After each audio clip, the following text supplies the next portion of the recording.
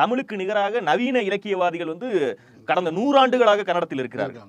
அவர்களுக்கு மானுடவியல் பற்றி மொழியியல் பற்றி நிறைய தெரியும். ஆனால் அங்கு யாராவது இதை பற்றி இதில் உண்மை என்ன என்று பேசினால் தூங்க முடியாது.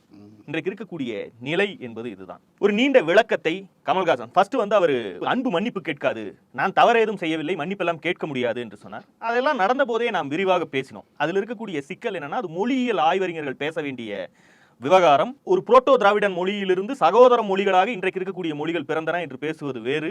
இன்னும் சின்ன சிறப்பான உதாரணமா சொல்லணும்னா, குரங்கிலிருந்து மனிதன் பிறந்தான் அப்படின்னு சொன்னா அது ஒரு பாமரத்தனமான கருத்து. குரங்கும் மனிதனும் ஒரே மூதாதையிலிருந்து பிறந்தனர் என்று சொன்னால் அது உயிரியல் அடிப்படையில் துல்லியமான கருத்து.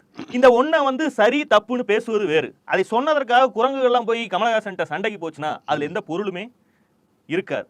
ரெண்டாவது, இங்கேயும் சரி அங்கேயும் சரி மொழி பழமை குறித்து தேவையில்லாத பெருமிதங்கள் இருக்கு. நமக்கு நீங்க பேசுறப்ப கூட ஒருத்தர் கமெண்ட் போட்டிருந்தாரு, நீங்க கன்னட மொழியில இருந்து சமஸ்கிருத சொல்ல நீ வடமொழி நீக்கி பாருங்க, கொடுந்தமிழ் கிடைக்காதா, நீங்க அதுல இருந்தானே நம்ம சொல்றோம், நீங்க ஏன் வந்து இப்படி பேசுறீங்க?